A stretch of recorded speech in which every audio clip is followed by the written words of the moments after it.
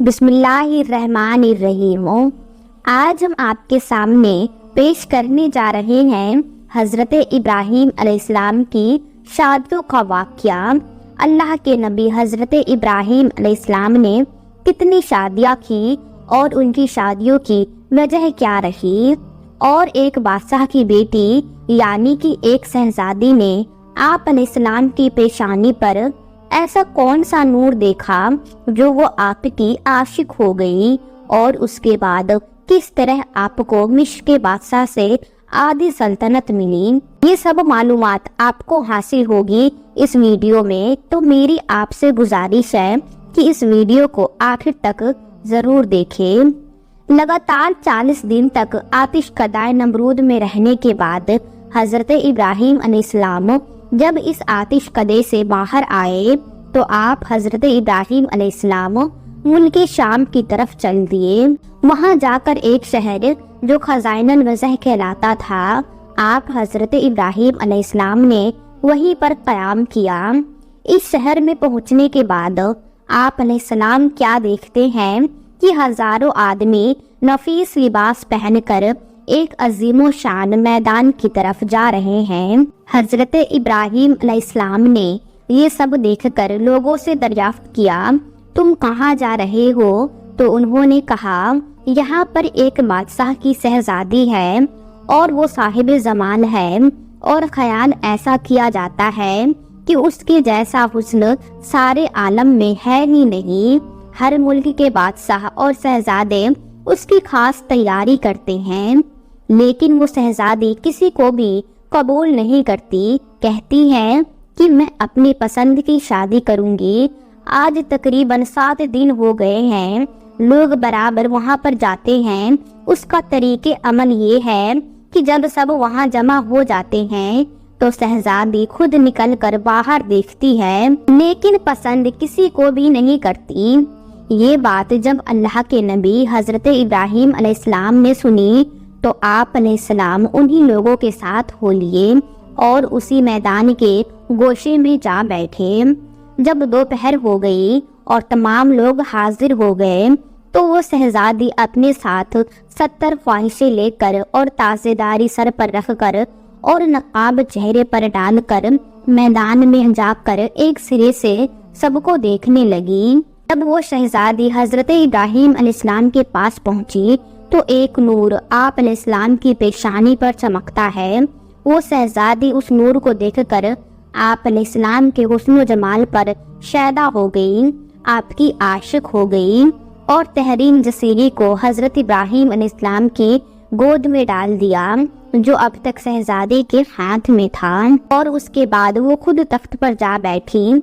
उसके बाद बादशाह वक्त के लोग हजरत इब्राहीम अलैहिस्सलाम को बादशाह के पास ले गए।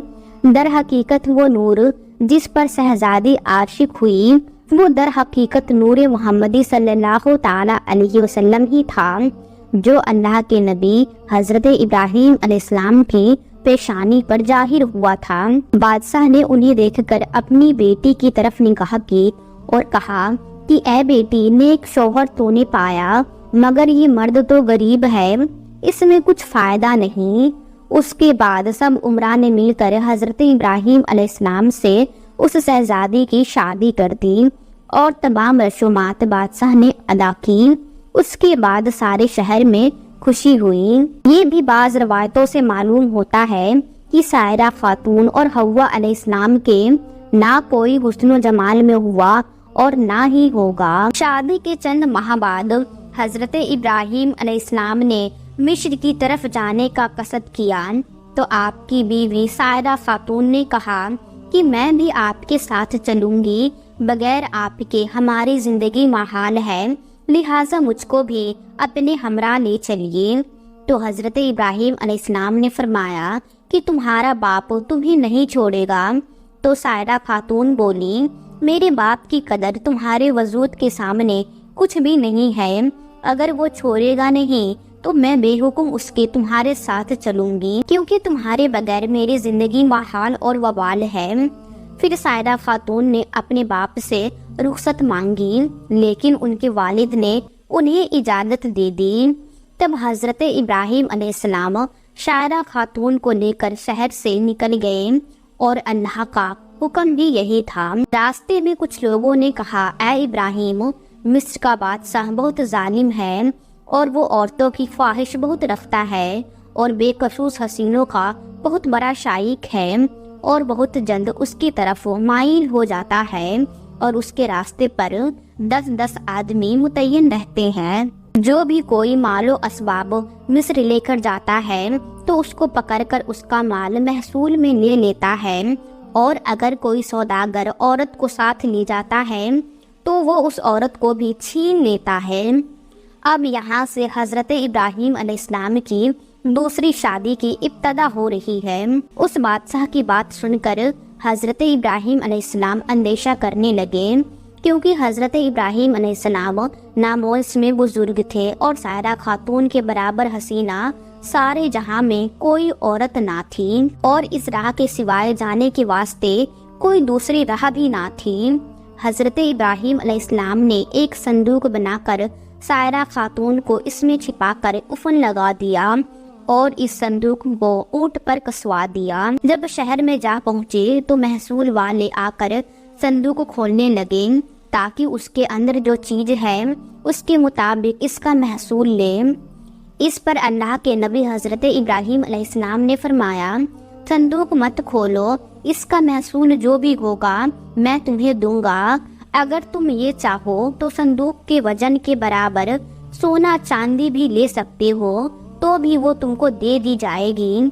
ये सुनकर वो और भी ज्यादा इस्तियाब हुआ कि ना मालूम इसमें क्या चीज है, इसे तो जरूर खोलना चाहिए।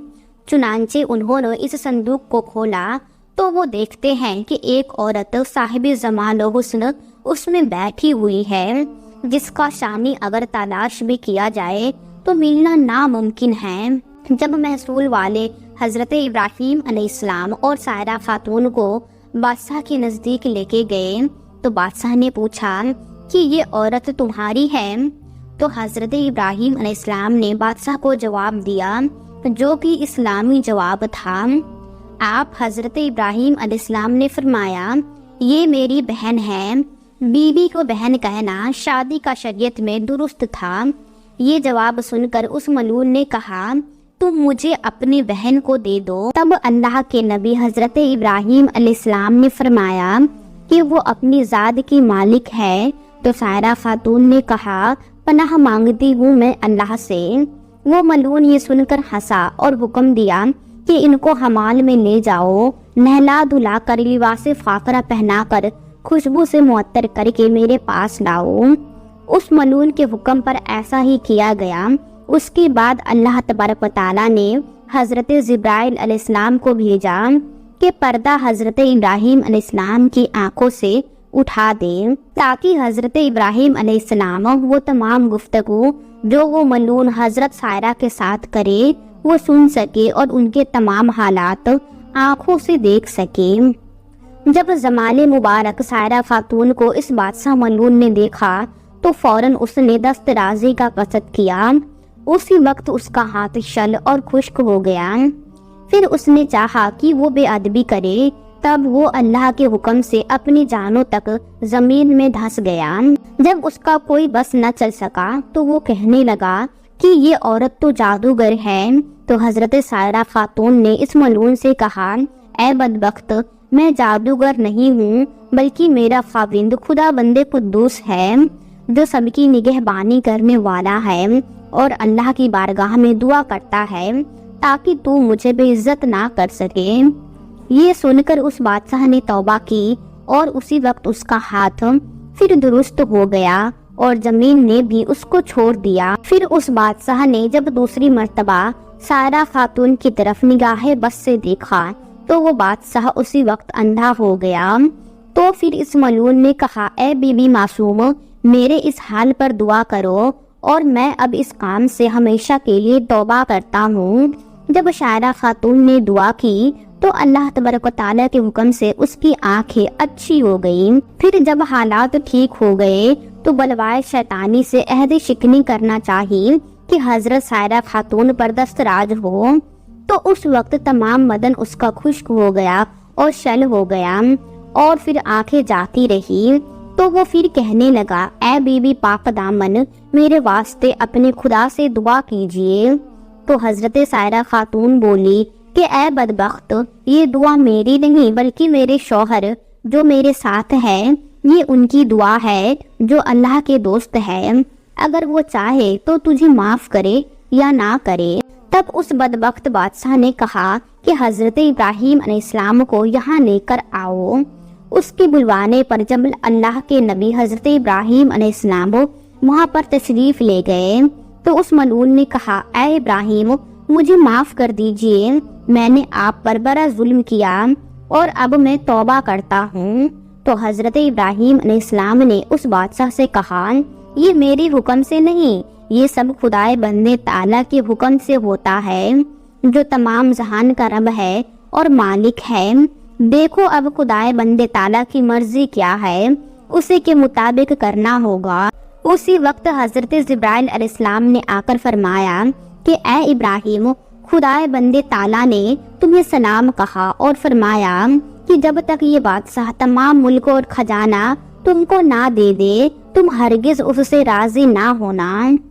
پھر حضرت ابراہیم علیہ السلام نے اس بادشاہ سے بات کہی کہ میرا رب ایسا فرماتا ہے۔ بادشاہ نے یہ باتیں سنتے ہی تمام سلطنت اور اپنا خزانہ حضرت ابراہیم علیہ السلام کو دے دیا۔ یہ کیفیت ہونے پر حضرت ابراہیم علیہ السلام نے اس بادشاہ کے حال پر دعا کی۔ اس دعا کی برکت سے اس نے صحت اور تندرستی پائی۔